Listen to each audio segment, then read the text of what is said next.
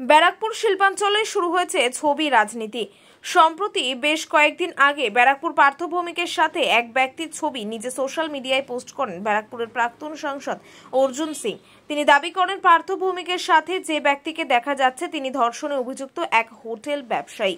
তার হাত থেকে নাকি সংবর্ধনা নিচ্ছেন পার্থ ভৌমিক।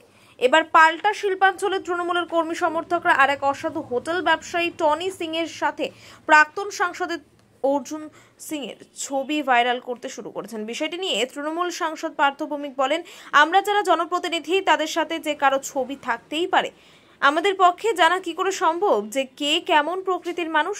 এ বিষয়ে এর বাইরে কিছু বলবো না। আপনার সঙ্গে হোটেলের মালিক ফুল নিয়ে তাকে ফুলে তোড়া দিচ্ছে এবং আমার কাছে 1 লক্ষ মানুষ এসে সম্বর্ধনা দিয়েছে। কারোর ব্যক্তিগত চরিত্র সম্পর্কে যারা ফুল দিচ্ছে, ফুল দেওয়ার আগে জিজ্ঞেস করবো আপনার ব্যক্তিগত চরিত্র কী। আপনিও তো অনেকের সাথে আপনি আমার ইন্টারভিউ নিচ্ছেন, আমি জানি আপনি ব্যক্তিগত জীবনে কী করেন, আমার জানা সম্ভব। এরপরে আপনার সাথে আমার ছবি দিয়ে বলবে আপনি এই করেছেন, কি করা যাবে?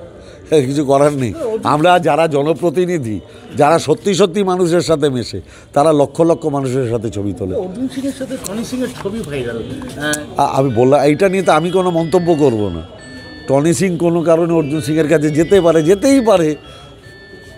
কুকুর মানুষকে কামড়ায়, মানুষ কুকুরকে কামড়ায়, ও যেটা করবে আমি সেটা করব, তাহলে তো। ব্যুরো রিপোর্ট, উত্তরের প্রহরী।